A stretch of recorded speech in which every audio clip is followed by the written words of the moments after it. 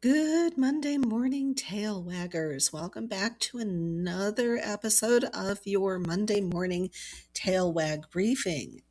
We started this discussion with Module 12, Lone Worker Safety, and the AI learners unpacked that lesson for us in Pet Sitting is a Hazardous Worksite. That module established the larger problem. Pet sitters and dog workers routinely work alone and away from immediate assistance inside other people's homes and across changing outdoor environments. Then we took a deeper look at OSHA's Elara Caring Citation in our regulatory Wednesday open office hours. Elara matters because OSHA did not treat lone worker protection as a vague suggestion to check on your people.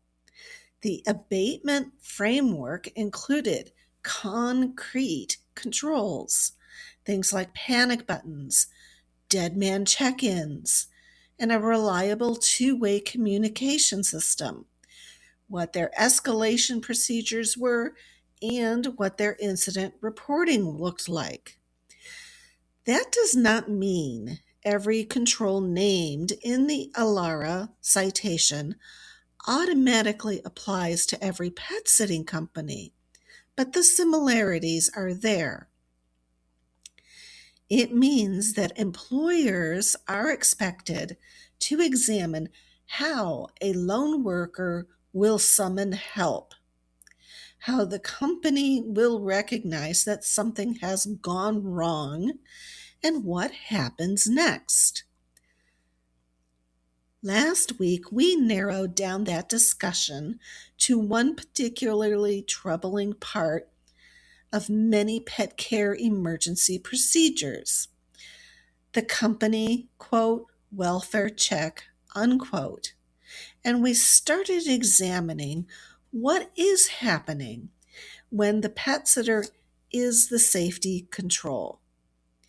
We examined how OSHA's medical services and first aid requirements under 29 CFR 1910-151 and its letters of interpretation concerning prompt treatment intersect with company policies that call for a manager, supervisor, or another sitter to investigate before 911 is called.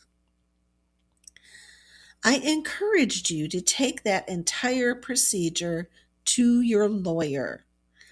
This week, we are moving to the next question.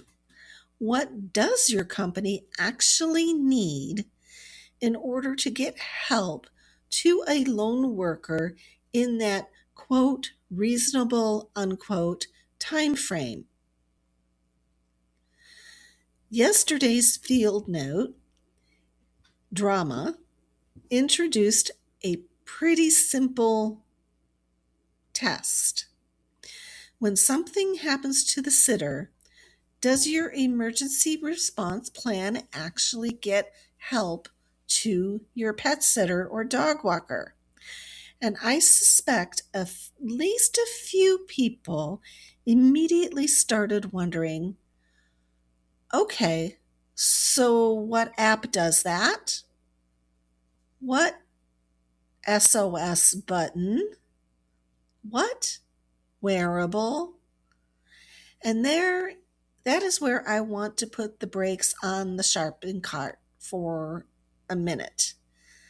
Because the answer is not that every pet sitter needs the same gadget. And you're likely not going to find that type of device sitting out on Amazon. The answer is that you need to understand your risk profile first. So let's take a cat sitter working alone inside a relatively controlled residential environment. For that sitter, an SOS app on their phone may be entirely reasonable control. It may provide your location information, emergency activation, check-ins, and escalation without adding another piece of equipment.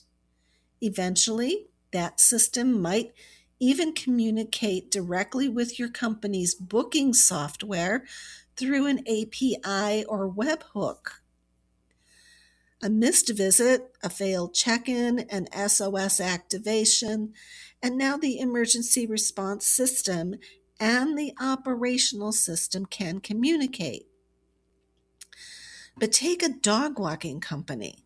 That worker may be outside, moving, managing one or several dogs, crossing streets, dealing with weather, loose dogs, traffic, or even confrontational people. Now ask the different question. Can that employee realistically pull out a phone, unlock it, locate an app, and activate it during an emergency? Maybe, maybe not. And that's where a wearable SOS button might make considerably more sense. And then we can get to another problem entirely. What if the sitter is unconscious? An app that depends on a worker pressing a button does not solve the problem.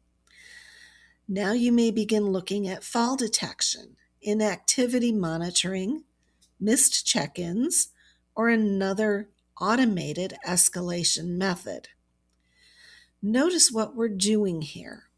We're not choosing a gadget yet. We're performing your risk assessment. What can reasonably happen? What happens if it does? Can the worker summon help? How quickly does someone receive that alert? Who receives it? What happens next? And what happens if the worker cannot activate anything at all? Then, of course, comes the cost, because safety controls must make operational sense too. A solo cat sitter may reach one answer. A 5-person cat sitting team may reach another. And a 50-person dog walking company may reach an entirely different one. All 3 answers could be perfectly reasonable. And that is what risk management looks like. Hazard, failure mode, response equipment, controls, cost, and what is the residual risk. Then you choose the technology, not the other way around, because an SOS button is not an emergency response plan. It is only one possible component inside one. And if you buy a button without fixing what happens after somebody presses it, you may have simply attached a very nice piece of technology to the same broken response plan you had yesterday. So that's your Monday Tailwag briefing. So before you go shopping for the button, determine what you need the button and the people behind it to actually do. To continue the Lone Worker series, you will find links at the bottom of your show notes. Thank you for listening this morning, and have a safe and productive week.